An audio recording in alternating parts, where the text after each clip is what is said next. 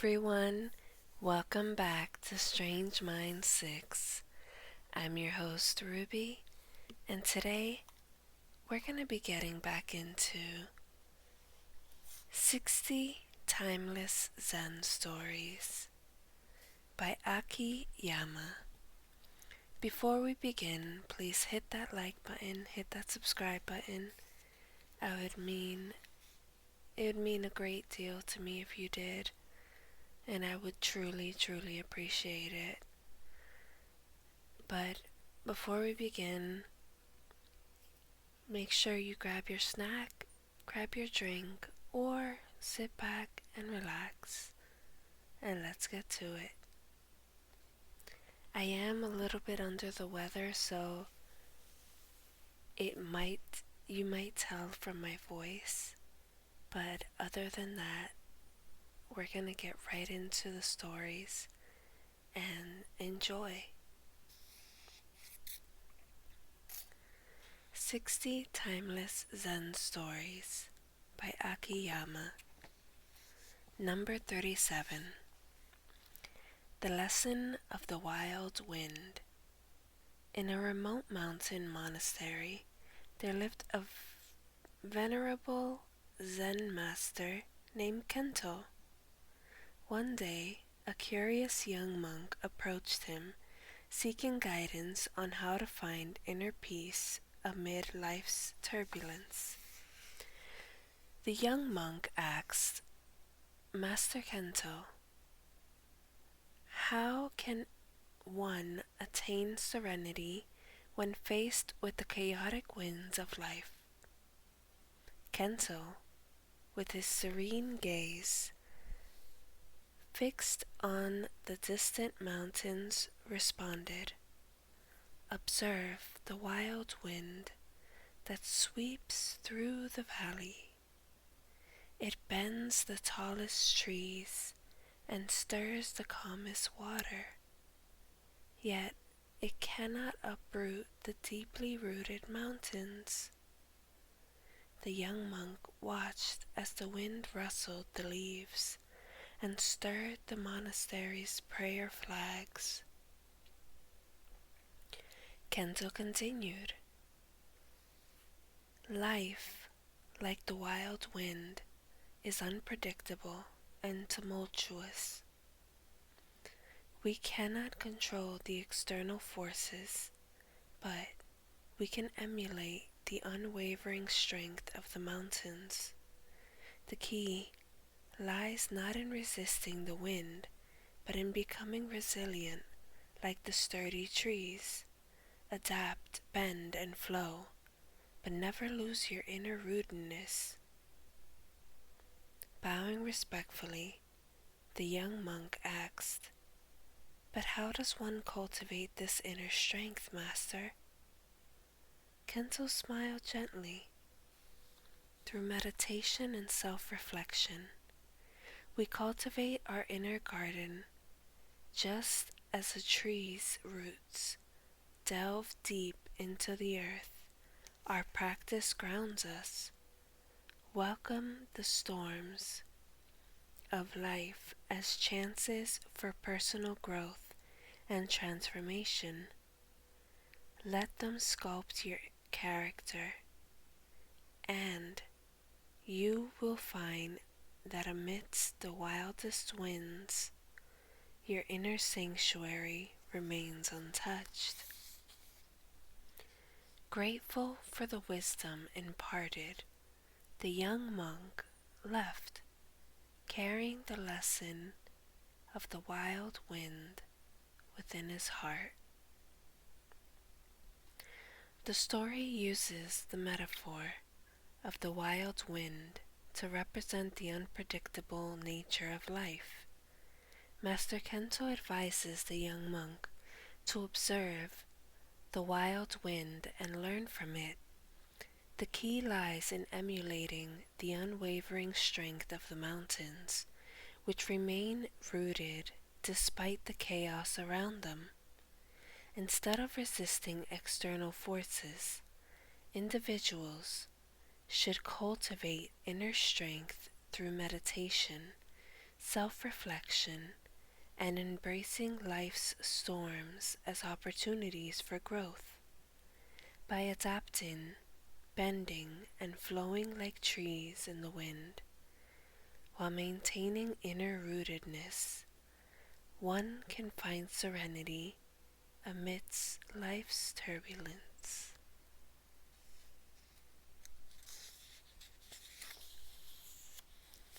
Number 38. Wisdom in kindness. Once upon a time, there was a young Buddhist monk named Yoshi, living in a monastery nestled in the mountains. He was known by everyone for his boundless kindness.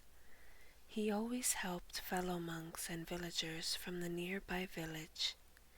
There was no one who hadn't been assisted by the young monk in one way or another. One day, while walking in the monastery gardens, Yoshi encountered a weary traveler. The man seemed hungry and exhausted. Without hesitation, Yoshi offered him food and shelter for the night. The man gratefully accepted and spent the night in the monastery. The next morning, when Yoshi woke up, he discovered that the man had stolen some precious items from the monastery before leaving. Yoshi felt betrayed and saddened by the man's ingratitude. Yoshi turned to the monastery's elder monk, Master Roken, seeking comfort and wisdom in his words. Yoshi said, "Master Roken, I don't understand. I've always tried to be good and help others, but it seems my kindness has been exploited. I'm disappointed and confused." Master Roken smiled gently and said, "Yoshi, your kindness is a precious virtue, but like all things, it must be balanced with wisdom. We cannot control others' actions, but we can control how we respond." Yoshi, perplexed, asked, "Master, how can I continue to be kind without being taken advantage of?" Master Roken nodded and said, "Kindness should never be conditioned by others' reactions.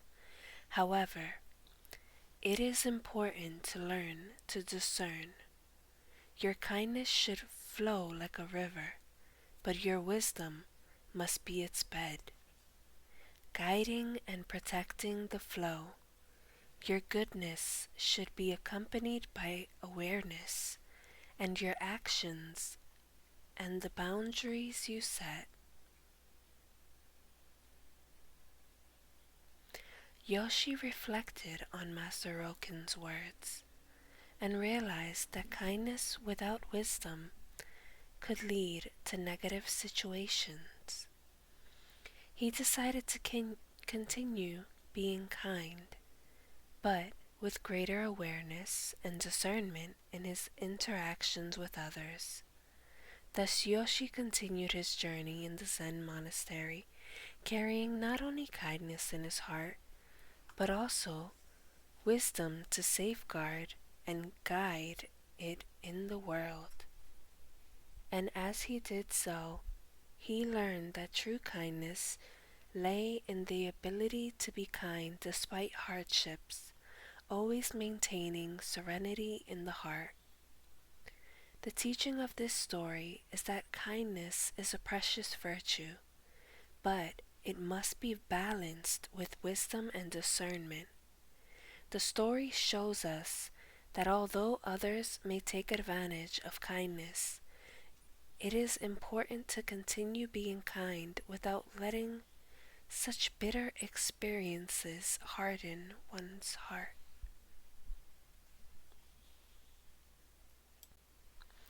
Number 39. Neglected seeds. In a remote Buddhist monastery, there were two young students eager to learn the truth about life. Their teacher, an elderly monk named Sutoro, decided to impart to them a lesson that would reveal the truth through their wrong actions. One day, Satoru called the two students into his study. "Today, I will send you on a journey in search of wisdom," he said with a gentle smile. "Each of you will receive a seed. You must plant this seed and make it grow. When you return, tell me what you have learned." The first student, Haru, received a rose seed.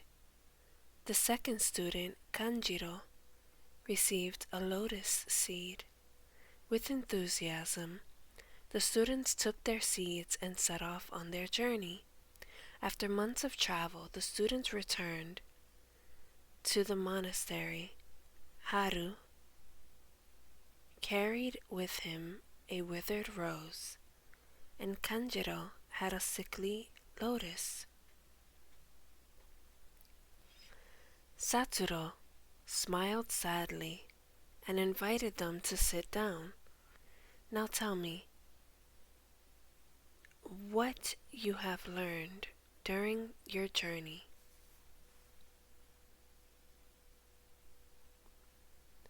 Haru, the bearer of the withered rose, spoke first.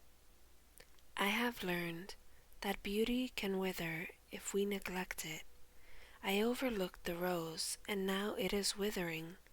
This taught me the importance of care and attention in relationships in life." Kanjiro, with the sickly lotus, said, "I learned that neglect and ignorance can lead to a soul sickness. I didn't pay attention to the needs of my lotus, and now it is sick. This taught me the importance of awareness and listening on our spiritual journey." Satoru smiled again, now with a look of understanding in his eyes. "You have learned wisdom from your wrong actions, just as you would have from correctness. Each mistake offers us an opportunity to learn and grow. Carry these lessons with you as you continue your journey in life, and remember that even from mistakes, we can draw precious teachings."